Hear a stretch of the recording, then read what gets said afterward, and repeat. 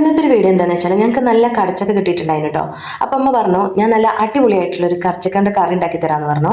അപ്പം അമ്മാൻ്റെ സ്പെഷ്യൽ ആയിട്ടുള്ളൊരു കടച്ചക്ക കറിൻ്റെ റെസിപ്പിയാണ് കേട്ടോ അന്ന് കാണിക്കാൻ പോണത്. അപ്പോൾ അത് ആ കടച്ചക്ക തൊലിയൊക്കെ കളഞ്ഞ് നല്ല ക്ലീൻ ആക്കി ഇവിടെ കട്ട് ചെയ്ത് വെച്ചിട്ടുണ്ട്. ആദ്യം തന്നെ വല്യുള്ളി നല്ലോണം ഒന്ന് വാട്ടിയെടുക്കണം. അതിലേക്ക് വെളുത്തുള്ളി, ഇഞ്ചി, പച്ചമുളക് ഇട്ടതിന് ശേഷം നല്ലോണം ഒന്ന് വഴറ്റിയെടുക്കണം. പിന്നെ അതിലേക്ക് തക്കാളി ഇട്ട് കൊടുക്കുക. തക്കാളിയും ഇതുപോലെ നല്ലോണം ഒന്ന് വാട്ടിയെടുക്കുക. പിന്നെ അതിലേക്ക് മഞ്ഞൾപ്പൊടി, മുളക് പൊടി, മല്ലിപ്പൊടി ഈ മൂന്ന് പൊടികൾ ഇട്ട് കൊടുത്തതിന് ശേഷം നല്ല രീതിയിൽ എണ്ണയിലൊന്ന് വഴറ്റിയെടുക്കുക. പിന്നെ അതിലേക്ക് ആവശ്യമായിട്ടുള്ള ഉപ്പും ചേർത്ത് കൊടുക്കുക. പിന്നെ അതാ കുറച്ച് വെള്ളം ഒഴിച്ചു കൊടുക്കുക. കടച്ചക്ക വേകാൻ പാകത്തിന് കുറച്ച് വെള്ളം ഒഴിച്ചു കൊടുക്കുക, അധികം കൂടി പോകരുത്. പിന്നെ നല്ലോണം ഒന്ന് മിക്സ് ചെയ്തതിന് ശേഷം കടച്ചക്ക അതിലേക്ക് ഇട്ട് കൊടുക്കുക. എന്നിട്ട് നല്ലോണം ഒന്ന് മിക്സ് ചെയ്യുക. ഒരു 3 വിസിൽ വരുന്നത് വരെ വേവിച്ചെടുക്കുക. പിന്നെ അത് അതിലേക്കുള്ള അരപ്പ് റെഡിയാക്കി എടുക്കണം. തേങ്ങ നല്ലോണം വറുത്തരച്ചിട്ടുണ്ട് അധികം ഒഴിച്ചു കൊടുക്കണത്. അപ്പോൾ അതാ തേങ്ങ നല്ലോണം വറുത്തിട്ടുണ്ട്.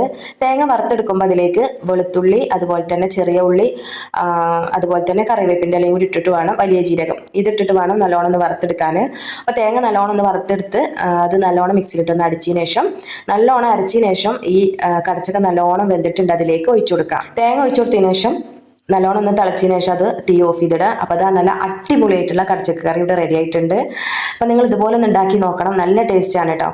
അപ്പോൾ ദാ ഇത് ചോറിൻ്റെ കൂടെ, അതുപോലെ തന്നെ നല്ല കടിൻ്റെ കൂടെ, അപ്പം, പത്തിരി ഇതിൻ്റെ കൂടെയൊക്കെ കഴിക്കാൻ നല്ല ടേസ്റ്റാണ്. പിന്നെ ദാ ഇന്നത്തെ ഒരു വീഡിയോ ഇത്രയുള്ളൂ. നിങ്ങൾക്ക് ഞങ്ങളുടെ വീഡിയോ ഇഷ്ടമായിട്ടുണ്ടെങ്കിൽ ലൈക്ക് ചെയ്യുക, കമൻറ്റ് ചെയ്യുക. നെക്സ്റ്റ് വീഡിയോയിൽ കാണുന്നവരേക്കും ഇൻഷാ അല്ലാഹ്. അസ്സലാമു അലൈക്കും.